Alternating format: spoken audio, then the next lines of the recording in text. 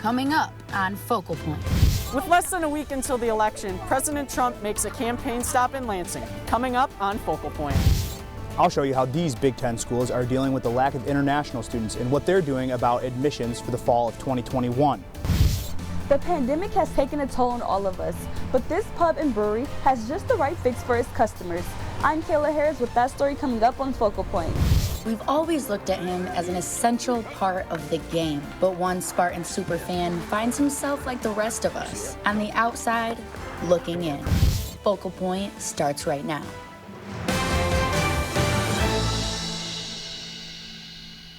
Hello and welcome to Focal Point. I'm Alexis Ayala. And I'm Jordan Phillips. Thanks for joining us. The clock is ticking. We're only 4 days away from the 2020 election. Both presidential candidates are working hard for Michigan's 16 electoral votes. President Donald Trump rallied in Lansing on Tuesday. Connor Smithy was there, and he's live in the newsroom. Connor, tell us about the president's visit. Well, Jordan, the rain didn't stop thousands of supporters from showing up. For the first time since 2014, Air Force One touched down in Lansing. President Trump continued to campaign in Michigan. He was here on Wednesday, and we were there. 4 years ago, Michigan helped President Trump. Remember that? 4 years ago, Donald Trump has won the state of Michigan a great red wave. It was a red wave on a rainy, wet day. He's the best president that we've ever had, hands down. Like I said, he fights for people like us every day. Thousands of Michiganders welcomed President Trump. He stepped off Air Force One at the Lansing airport and rallied his supporters for an hour. They welcomed him to the Lansing airport, where thousands braved the rain to hear him speak. These people are tough. They're from Lansing. The president started his rally at 3 p.m. By that time, some fans had been waiting in line for 24 hours. He's working for us. That's what I take away from it. Trump talked about his opponent. Be the first one. I will raise your taxes massively. Gas prices. How do you like the gasoline prices at $2? And the crowd cheered his message. And I've been a Democratic activist for, like 40 years. Trump, his policies just made sense. Well, we saw somebody fired up about winning an election. Michigan was one of 3 rally stops on that day for the president. Those other campaign stops were Wisconsin and Nebraska. The president started his speech at 3 in the afternoon, but Focal Point's Ian Gilmore met some supporters who camped out all night.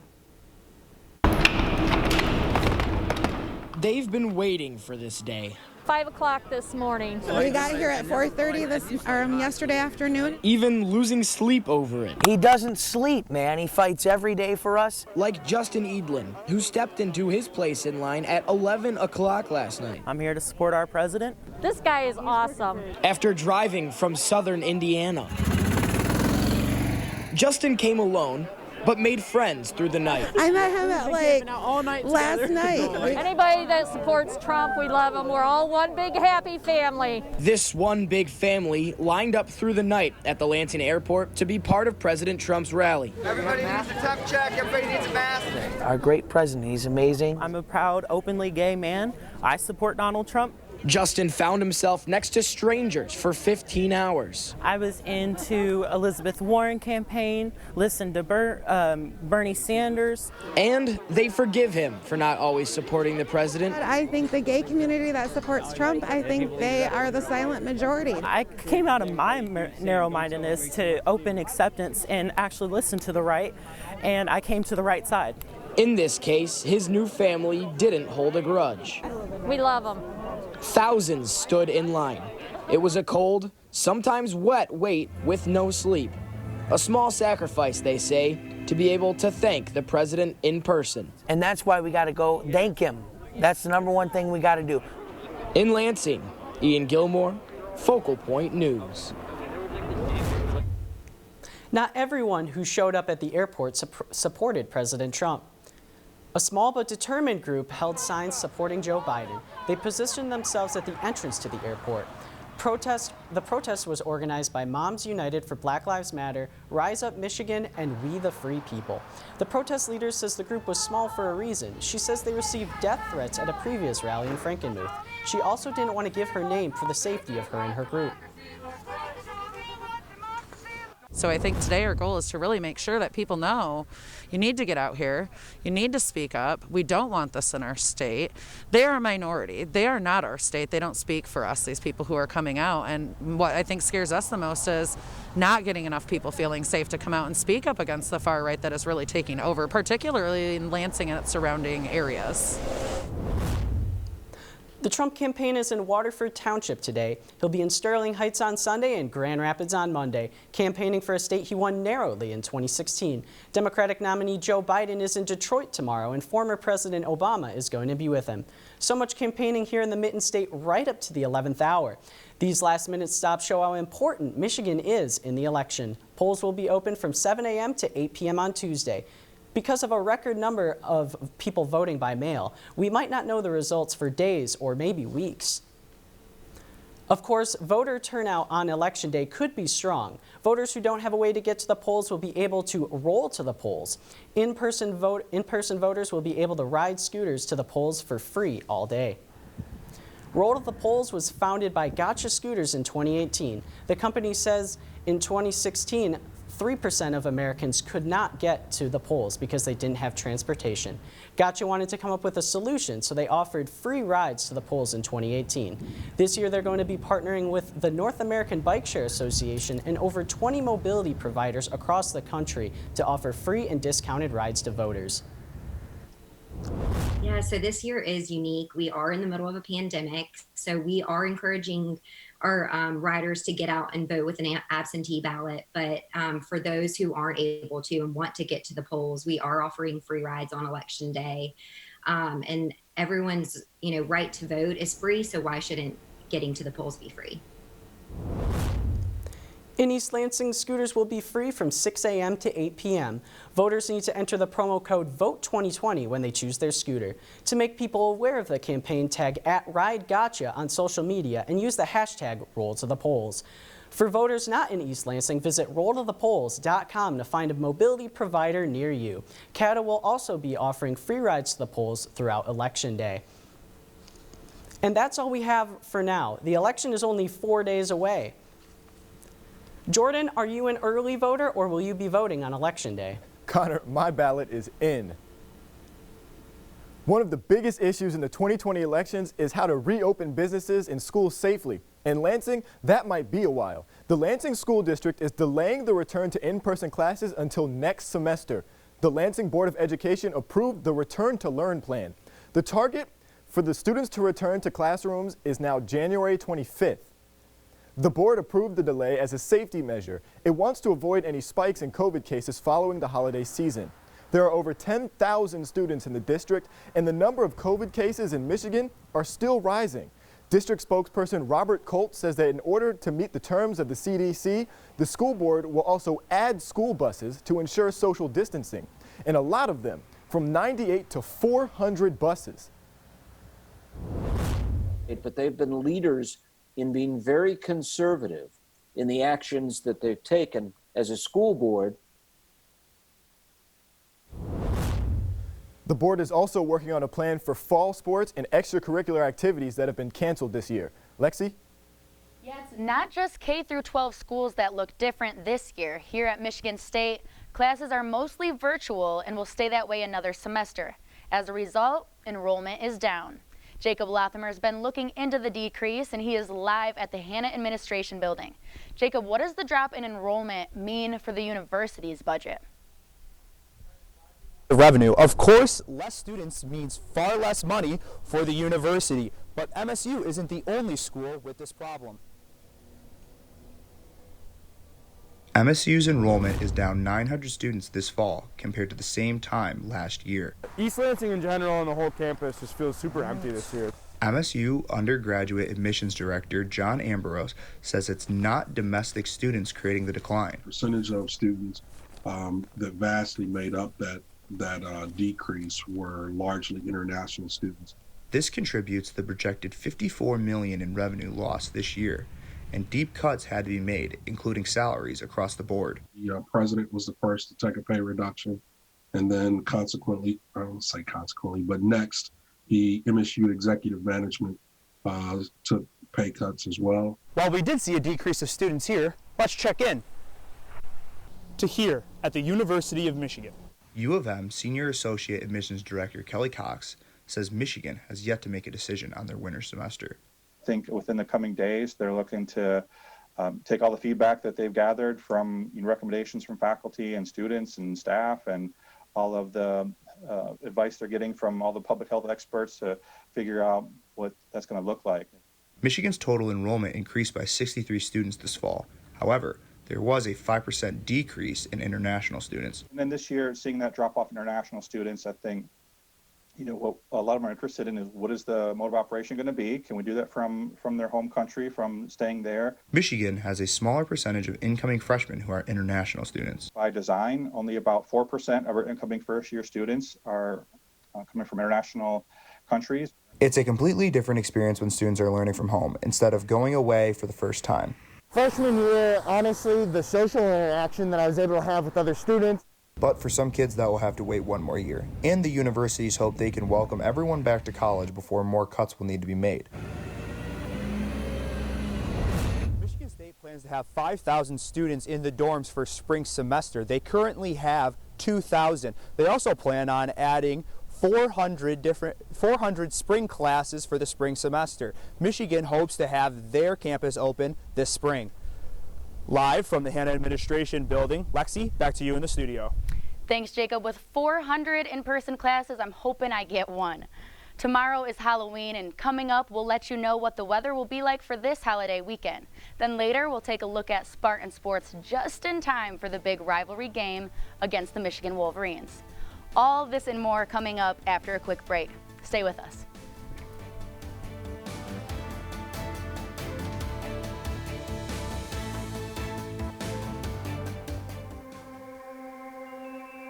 When do we give up? When do we just close our eyes and say, that's it? This water's too polluted. This disease too far along. To a Spartan, the answer is simple. Never. Because Michigan State was founded on the belief that our purpose is to make the world a better place. And when you're open to unconventional thinking, value people's differences, and are willing to forge true partnerships, then and only then can you solve the world's toughest problems. Like renewable energy, clean water, and Parkinson's disease. Because we know our true triumph lies in the impact we make on the world around us. And after all, if we don't do it, who will? Spartans will.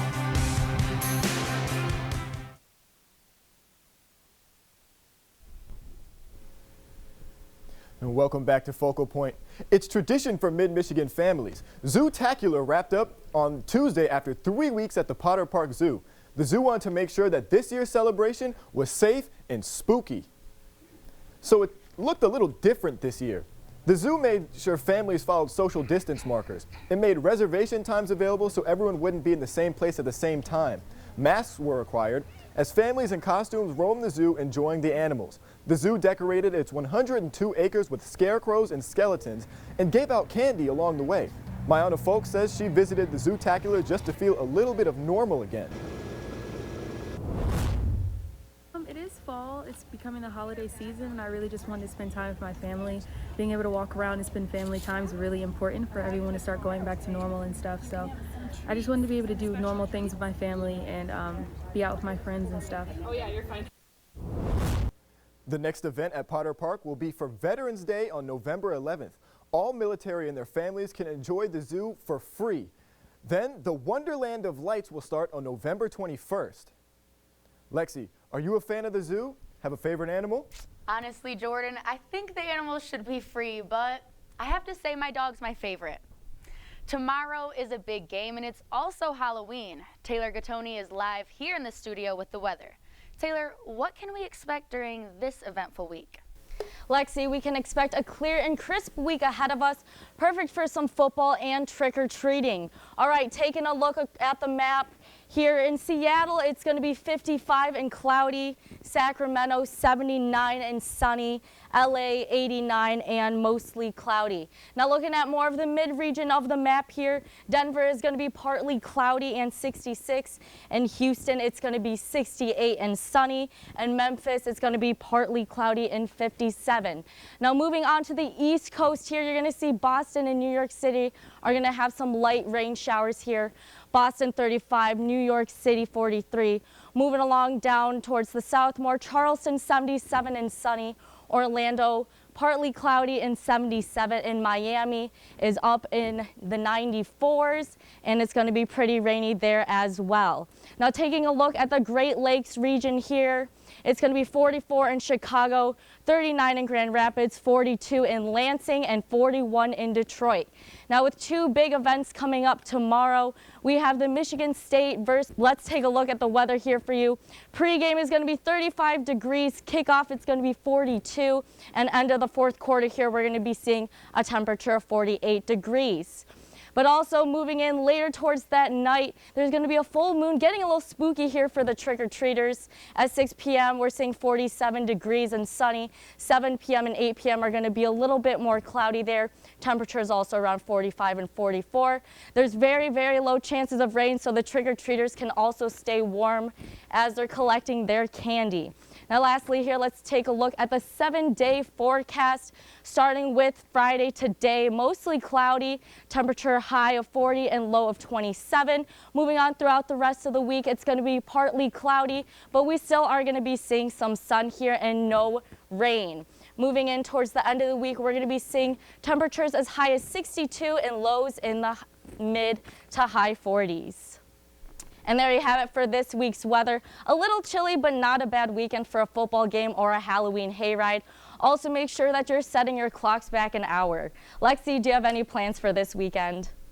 Yeah, Taylor, I'm going to be working on building a contraption for handing out Halloween candy. Another tall building will be making its way to East Lansing. MSUFCU was recently granted permission to build a new office downtown. At a recent city council meeting, either the city manager or mayor had to sign off on MSUFCU's purchasing what is considered City Parking Lot 4. It sits next to Dublin Square, and after the recent approval, the credit union will put a 5 to 8 story building on the corner of Abbott and Albert, just across the street from the Abbott apartment buildings. You know, really, if you think about a purpose-built building, one building for a company to come occupy downtown, they're a pioneer in East Lansing in that respect. They have all the great office in the northern tier, obviously a great East Lansing employer, but to come downtown to show that confidence in the direction of the downtown, I think is really excellent. The cost of the project is just over $800,000, and construction is planned to start mid-November. The MSUFCU might be expanding, but businesses around East Lansing have been closing due to lack of foot traffic. Some have stayed open trying to survive. Michaela Temple is live at the Student Union to tell us how the Spartan Spirit is living on. Right, Jordan. In a normal year, the Spartan Spirit shop is where you'd buy gear to wear to the game, MSU knickknacks, or of course, caps and gowns. But with commencement being canceled this semester, is anyone buying caps and gowns? When Spartan Stadium looked like this. You are all set? Spartan Spirit Shop would look like this. I love that. But busier. Receipt with you in the bag? Now with seats sitting empty. Yeah, having no football has definitely affected apparel and everything else that has been purchased. Stephanie Benkert doesn't see as much spirit walk through the door. Walk-in business has been slower. But knows the spirit is still alive. People are buying online and picking up a lot more frequently. It isn't just t-shirts and yard signs people are picking up. We're here to pick up a cap and gown. But graduation gear. You want to go with this 6 foot? Noah Happy and John O'Connor aren't buying for a winter ceremony. I was looking forward to walk But 2, Still live the graduation experience is something that we find valuable. because this is the biggest time of their lives. A bachelor's degree, especially from Michigan State, is pretty valuable, especially in our eyes. Even if it is just for pictures. We've seen a lot more of them outside taking pictures and celebrating in ways that are appropriate at this time. Spring graduation is still up in the air. We don't know what the university as a whole is planning on. But seniors are still hoping to walk across the stage You work hard for all that time. You're definitely looking forward to walking across the stage. someday. Congratulations. Yes, thank you very much. I have to be able to choose the Saturdays 9 to 5. Pickup orders can be placed on the store's website to keep that MSU spirit alive. Jordan, back to you. Thanks, Michaela. And congratulations to all the graduating seniors. Lexi? Saddleback Barbecue has some of the best pulled pork, brisket, and ribs for all you meat eaters in the area, but something has been a little ghostly around the place recently. Focal Point Sade Moore investigates. Saddleback Barbecue in Okemos is known for great barbecue. But like a ghost messing around with the menu, customers can find a burrito too. Just ask Marco Silva. Oh, the burrito was amazing. We figured it was better to build it around something that we were really good at. We obviously went down a little bit more of the Mexican style with the tacos, burritos, and bowls. Maybe there's a ghost in here. Nope, guess not. If there were ghosts, customers like Marco Silva would. Probably freeze or run. But Marco is not scared and is doing the opposite of running, sitting. Saddleback Barbecue opened what they call in the business a ghost restaurant. We felt strong enough that our customers would take the ghost menu well and that they would respond by purchasing and really being supportive. However, just like most ghosts, they eventually have to be put to rest. October 25th was the last day to order from the ghost restaurant at Saddleback Barbecue. Marco may not like ghosts, but he will admit to a good scare if he gets one, even if it is a burrito. It was a good scare, definitely. Sade Moore, Focal Point News. It's too bad the ghost restaurant is gone, but at least now we know there is nothing to be scared of. And there's still a great selection of barbecue at Saddleback. And tomorrow is one of the biggest football games of the season. It's the rivalry matchup against the University of Michigan. Joe Freihofer is at the sports desk with a preview. Joe? Yeah, that's right, Lexi. We'll talk football against the Wolverines and highlights from last week's loss to Rutgers. And I have an exclusive interview with MSU's favorite furry fan. That's coming up next. Michigan State is making autonomous driving smarter and safer. We are mimicking the brain of the human driver. This is going to be a game changer in every aspect of our daily lives.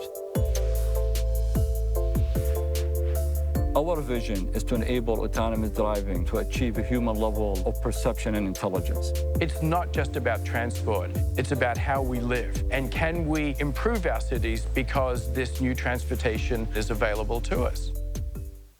Plastics are everywhere in our daily life. Though they solve a lot of problems, an over-reliance on them has serious consequences. Potentially because we've become so addicted to plastic, we have a problem with sustainability and pollution related to plastics. In our lab here at MSU, our vision is to produce environmentally friendly plastics using sustainable resources and a much smaller footprint. Welcome back to Focal Point. I'm Joe Freihofer here with your sports update. The battle for the Paul Bunyan Trophy is finally here. The Spartan football team travels to Ann Arbor, where MSU has won 4 of the last 6 meetings in the Big House. Number 13, Michigan, headed into the game 1-0 after toppling Minnesota last week 49-24. After an unexpected loss to begin the season, head coach Milt Tucker knows just how important this rivalry game truly is, and his players know just how much this means to the start of the Mel Tucker era. But certainly, not just a game, and that's what makes college football special, are these types of rivalries, and that's what makes it special to be here at State. He's no stranger to this rivalry. He understands the importance of this game, and he let us know that he understands that, because obviously all the players that have played in this game feel the rivalry. We understand what's going on. This is a trophy game. This game holds more weight. It means a lot to this program. It means a lot to them. So both programs are definitely going to bring it. Now kickoff against Michigan is set for noon. The game will be aired nationally on Fox with Gus Johnson, Joel Klatt, and Jenny Taft on the call. Tomorrow's rivalry game will be the second matchup of the season. The Rutgers Scarlet Knights came into town last week for a season opener with MSU. We get things started here in the first quarter. Rutgers knocking on the Spartan end zone. It's Pacheco who takes the handoff, finds plenty of space for a 20-yard scamper. Rutgers start this thing off 7-0 and would not slow down for most of the afternoon. First play, however, on the following drive for Michigan State. Lombardi fires a stripe over the middle to Reed, who tries to get some space, stiff arms a man, loses the ball. Rutgers pounce on it. That's just one of 7 total turnovers for Michigan State on the day, but Reed would make up for it. He'd recover with 23 seconds to go in the first. To the same sideline, Reed again makes one man miss with a nice move, slips by another, turns on the afterburners, and he is gone down the sidelines, making it 14-7. Rutgers still leading. Now Jalen Naylor would also get himself involved from the receiver position. Lombardi this time drops back, fakes the handoff. He will end up striping one to the far sideline. Naylor slips by and will go all alone into the end zone, trying to give the Spartans some kind of momentum here. It's 20-28 Rutgers with 6.5 to go in the third. But with 4 to go in the fourth, Rutgers would put this one on ice. Vidral back pylon, Jones over the shoulder snag. 38-27 would be the final as Tucker and the Spartans lose the first game since the end of the D'Antonio era. Ian Gilmore has more from Spartan Stadium. Well, the Mel Tucker era at Michigan State is underway, but not nearly in the way the new MSU head coach had planned. Sloppy play all around and 7 turnovers spelled a 38-27 defeat for the Spartans. You know, I know our fans expect more from this football team than what we showed today, and we expect more out of ourselves. There's a higher standard, and so you know, we've got work to do. I don't know if there's ever been a team in the history of football to win a game with 7 turnovers. Turn over the ball 7 times, you're not going to win a game. So it's pretty unfortunate that happened, but you know, we just gotta work on that this week and stay locked in. We'll control what we can control, and continue to move forward. This is the beginning. This is not the end, and this is a process. I think we just got to work on being disciplined. You know, really, because I feel like we were in the right position on a lot of the plays that's going on, and we were just right there. We just got to make the plays. MSU with a lot to fix, not a lot of time to do it. They head to the Big House on Saturday for their big rivalry with Michigan. From Spartan Stadium, I'm Ian Gilmore. Now, the first win of the Tucker era wasn't the only thing missing at that game against Rutgers.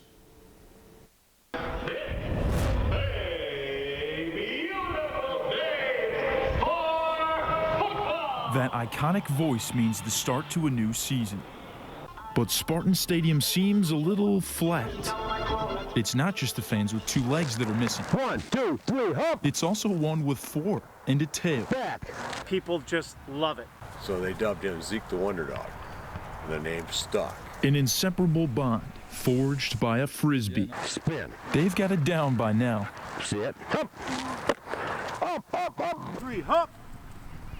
For over 30 years, Zeke the Wonder Dog has been a fan favorite in Spartan Stadium for 75,000 Spartan fans. Doing this. Zeke, round. Hey, hey, good. This pup's so famous, he's got his own Twitter, and Doug Kelly runs it. He's the voice behind Zeke. Zeke's biggest goal is just to spread happiness and cheer. But that goal's been put on hold. Due to COVID-19, Zeke won't be making any catches at midfield this season. Or will he? A movement started on Twitter pushing for players to toss Zeke a Frisbee every time there's a turnover. It would be a very exciting thing to have a turnover disc for Zeke, and I know we would love to have these players get more involved with Zeke. Jim Foley, Zeke's head trainer, wants that more than anything. But time isn't on his side, so he wants to know whenever that last routine comes, he's made every throw count. And Zeke, right there with him. When I'm up there looking down, I just want to know the spirit, the Spartan Spirit is being carried on. Love it.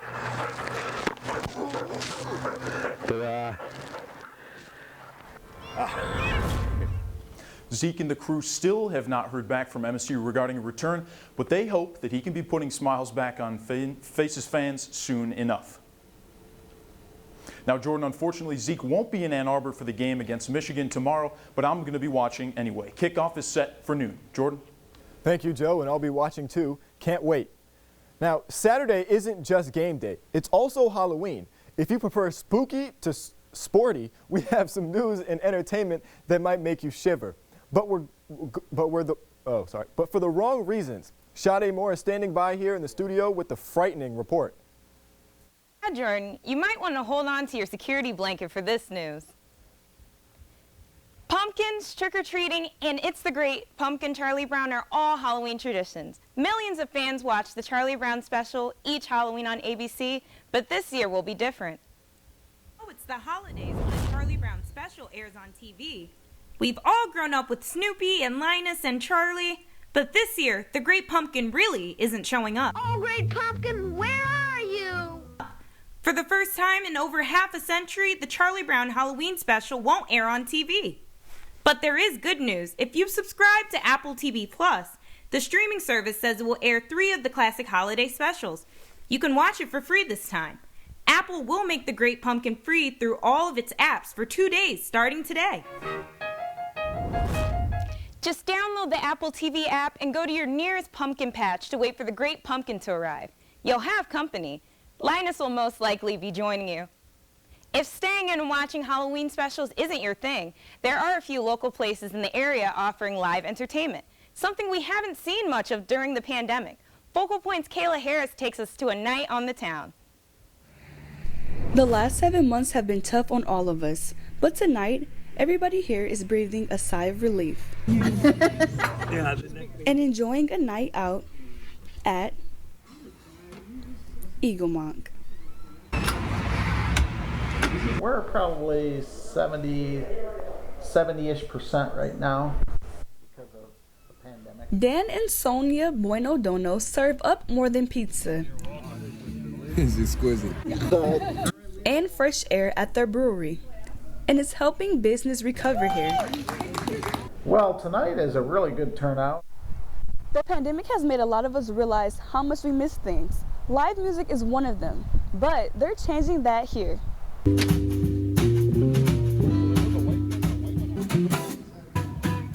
Well, you can take it out your high. Jackalope and Charlie Richardson takes the stage. Wow, I didn't know you had this much space. And I'm Charlie Richardson. Dan and Sonia know live music is a great ingredient that was missing. We just loved it so much. It's just the right atmosphere and great people here, so we just kept coming back. Anna Sarinopolis enjoys the music, even though her dad is the drummer. I'm their teen representative, or some say the groupie, the roadie, whatever. You can tell that they're enjoying the music. Really enjoying this experience at Eagle Monk. Winter in Michigan probably means any outdoor music will end soon, but these fans are enjoying it tonight. In Lansing, Kayla Harris, Focal Point News.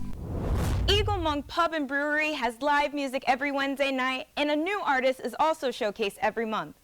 That's it for entertainment this week. I'm Sade Moore. Back to you, Lexi. Thanks, Sade. In our Friday Focal Point finale with the big game tomorrow, we flash back 5 years ago with the play of the century on a historic day that ended up in a broken hip, broken glasses, many broken hearts, but many happy Spartans. It's the most bittersweet thing that's ever happened to me in my life, literally. This moment. It's a highlight no one on either side will forget. What they were wearing, who they were with. How we felt. What they ate. I remember it every year around this time. Hey, Watts, where were you about 5 years ago? Well, Lexi, about 5 years ago, I remember being a little bit down and out in the little house, under a minute remaining. But something about the moment just felt special. Whoa, he has trouble with the snap, and the ball is free. It's picked up by Michigan State's Jalen Watts-Jackson, and he scores on the last play of the game. October 17th, 2015, Michigan State, Michigan. The day that broke Michigan hearts and gave Spartan fans a highlight that lasts forever. I think it's something that'll stick with me forever. Jalen Watts-Jackson scored, but broke his hip. 15 out of 10 in pain. He says he may have even passed out. The first thing I remember saying to him is, bro, get them off of me. Demetrius Cooper, he's like, bro, get up, you won the game, get up. I'm like, bro, I cannot move. Get the doctor. Get off of me. Michigan fans seem to be in more pain. This fan became the symbol of Michigan's pain that night. His name is Chris Baldwin. You know, my feelings were hurt and the season was less exciting because we weren't in the national picture, but Everybody has a story from that game. Spartan fan Mitch Sewer broke his glasses during the game and went in for new ones. Something called pseudotumor cerebri. Mitch says his brain thought he had a tumor. It didn't, and it took breaking his glasses to save his eyesight. A lot happened that night. Sewer saved his vision. Watts broke his hip, and Michigan fans didn't know how to go on. I have to have a heartbreaking loss. Like, at least I've been able to have some fun with it, I guess. Those memories might never fade, but there is a chance that new ones will be made here tomorrow. And that's why they play, and that's why we watch, and that's why Jalen Watts-Jackson will tune in. I will be tuned in with my shirt off, raving, going crazy from first quarter to the fourth. I'm definitely going to be tuned in myself, raging and going crazy from the first to the fourth, but I'm going to have a shirt on and it's going to say Michigan State. Man, one of the greatest plays in Spartan football history. I'm glad you got to catch up with Jalen Watts-Jackson. Always good to talk to the Spartan dog. But fingers crossed for another good game tomorrow, and that's it for this edition of Focal Point. We'll be right back here next week. In the meantime, I'm Alexis Ayala. And I'm Jordan Phillips. Have a safe weekend and a happy Halloween.